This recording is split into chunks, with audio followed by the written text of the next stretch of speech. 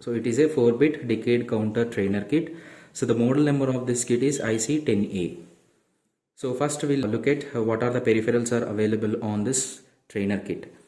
And here it is a clock generator circuit for continuous clock generation. And here a pulsar switch, it is used for giving the clock pulse with a manually. So we can give a manual clock with the help of this pulsar switch. So you can press it here. Okay, so if you just turn on, and if you press it here, so it will be indicating with the help of the LED also the clock condition, whether it is we are giving the on or off.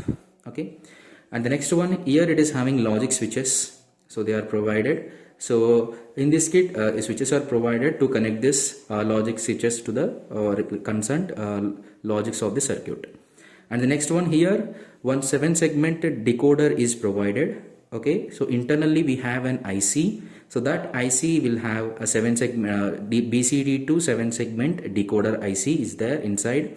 So if you connect this 4-bit output to this 4 bits, so it will be indicated with the help of the 7, it will be displays the count in this 7-segment display. And here we have a logic indicators, so you can connect the outputs of the circuit to the logic indicators. Let's look at this IC. So IC number is 74LS90. So this IC is a decade counter. Okay, so 7490 is a decade counter. So what are the pins are available? So here in this trainer kit, the power supply pins, that is a VCC and ground, are internally connected. No need of connection to the externally. So the required voltage of this 90 IC and as well as clock generator ICs and BCD to 7-segment converter IC, so they given internally power supply. Okay, so all ICs will be gets power supply from this internal generated voltage only, power supply only. So there is no need of connection to the external power supply. So to make the connections of this 4-bit decade counter, so we have R01 and R02. So here R is nothing but a reset. Okay, so 0 will be indicating that when we giving these two logics as a high, so the counter will be set to the logic 0. So the output of the counter will be set to the 0. And when we have, this is S91, okay, and this is S92. So if you make these two switches are high, so then the counter will be set to 9 at the output side. So to count its functionality like a 0 to 9 counter, so to make all switches will be low. Okay, then it will be makes just counting the internal clock pulses. Whatever the clock pulses we are giving, it will be starts counting.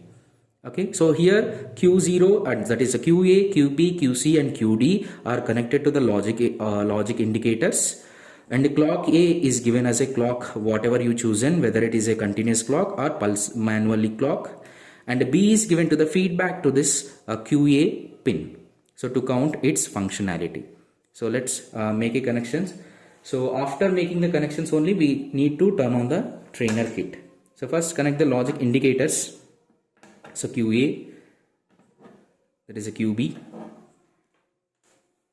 QC,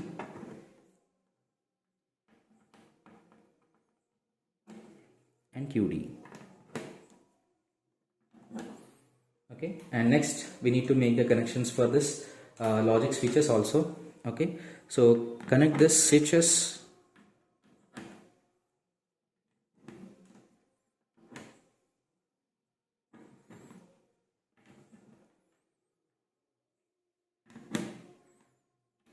Okay, now it's completed. We need to provide the clock signal. Okay, so to provide the clock signal, connect the clock A, that is the 14th pin of the IC, to the manual clock. Presently we are connecting the manual clock, and whatever the clock B is there, we need to feed back to this QA. Okay, so after making all these connections, just turn on the kit. Okay, and set this reset. So here the reset R01 and R02 are used for resetting the counter. For example, let me say that counter will be in some other state. Okay, so there will be a 6 in output, but we need to set this counter into the initial state. So just make this R01 and R02 as a high, so that the counter will be get back to the initial stage, that is a 0000. If you want to set the counter as a maximum state, so just set this 9th S91 and S9211, so it will be set to the 9 output. If you make the all R pins are low, then the counter will be in a counting state. Okay, so let's see how the output. So just to give the clock pulses, now initially the counter will be in a 0. If I press one clock pulse, it will be the 1.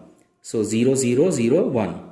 So it is a 1 in a decimal. It is showing in a binary format.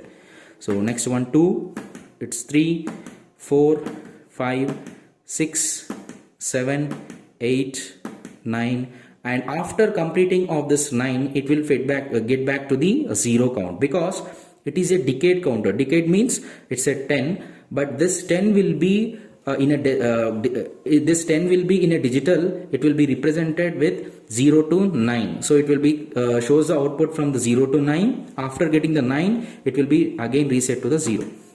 Okay, if I am giving the 1 clock pulse. Let's say same output with the help of the continuous clock. Okay, you can check 2 and 3. Okay, 4, 7, 9. Let me see once again. 0, 1, 2, 3, 4, 5, 6, 7, 8, 9. That's it. It is having the output. If you want to check the same output with the help of this 7 segment, just make the connections. Connect this A pin QA to the D1, QB to the D2, QC to the D3, QD to the D4. Then turn on the trainer kit and see the output with the help of the 7 segment. Okay, 3, 4, 5, 6, 7, 8 and 9. So this is a decade counter trainer kit.